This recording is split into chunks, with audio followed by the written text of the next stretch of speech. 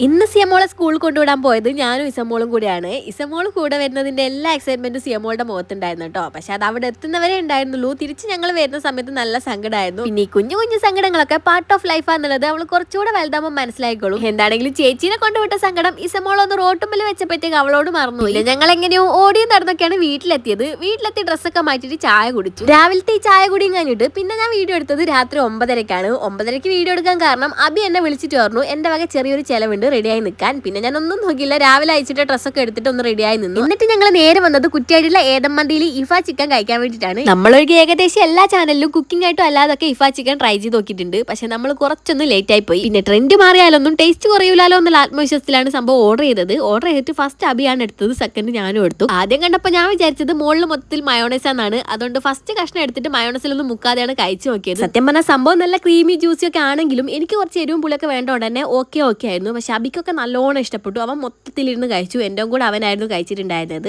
എനിക്ക് പിന്നെ അധികം വിശപ്പില്ലായിരുന്നു. അതുകൊണ്ട് ഒരു ലൈമും കൂടെ കുടിച്ചിട്ട് ഞങ്ങൾ നേരെ വീട്ടിലേക്ക് പോന്നു. പിന്നെ ഞാൻ ഇട്ടിരിക്കുന്ന ഡ്രസ്സിന്റെ ലിങ്ക് മുകളിലായിട്ട് ടാഗ് ചെയ്ത് കൊടുക്കാം. പിന്നത്തെ വീഡിയോ എത്രയുള്ളൂ.